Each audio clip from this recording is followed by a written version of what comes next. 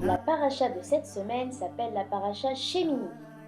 La paracha Shemini est la troisième paracha du Sefer Vaïkra. Shemini en hébreu vient de Shemoné, 8, car c'est le huitième jour, après une semaine de préparation, que Aaron le Kohen Gadol va enfin offrir des korbanot pour de vrai au Mishkan. C'est l'inauguration du Mishkan. Pour savoir si les korbanot sont acceptés, il faut qu'Hachem envoie un feu sur le Misbéar. Mais catastrophe. Au début, aucun feu ne descend.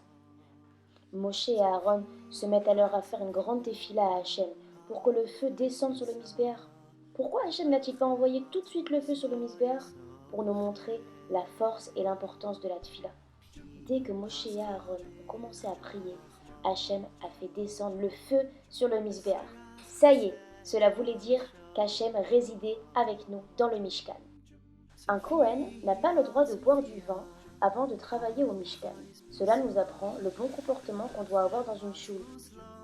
La paracha Shemini nous parle des lois de la cacheroute.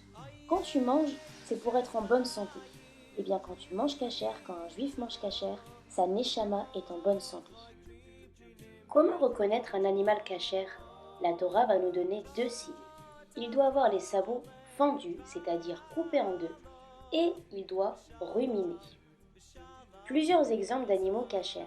La chèvre, le mouton est un animal cachère, le bœuf ou la vache également, le cerf, ainsi que la gazelle. Tous les autres animaux qui ne ruminent pas, qui n'ont pas les sabots fendus, ne sont pas cachères. Le cochon, lui, est un grand menteur. Il montre bien ses sabots fendus, mais attention, il ne rumine pas, il n'est donc pas cachère. Comment reconnaître un poisson cachère?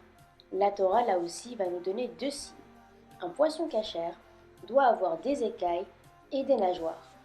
Voici quelques exemples de poissons cachères. Le thon, le saumon, la dorade, la limande, toutes les autres créatures aquatiques qui n'ont pas d'écailles ou de nageoires, comme le dauphin, la baleine, les mollusques, les moules, ne sont pas cachères. Comment reconnaître maintenant des oiseaux cachères? La Torah nous a transmis par tradition les oiseaux qui sont cachères et eux qui ne le sont pas. Quelques exemples d'oiseaux cachères: la poule, le canard, le pigeon ou encore l'écaille sont des oiseaux cachères. A l'inverse, les oiseaux rapaces, comme le hibou, l'aigle, le corbeau, ne sont pas des oiseaux cachères. Pour finir, il est interdit dans la Torah de consommer des insectes quels qu'ils soient. C'est pourquoi fais bien attention à bien rincer tes fruits et légumes, ta salade, pour éviter de consommer des insectes. La paracha Shemini est terminée, bravo! Je te souhaite Shabbat Shalom. Pour les petites filles, n'oubliez pas d'allumer votre propre bougie de Shabbat. L'allumage des Nerot de Shabbat à Lyon sera à 20h11 et à Paris à 20h27. Shabbat Shalom!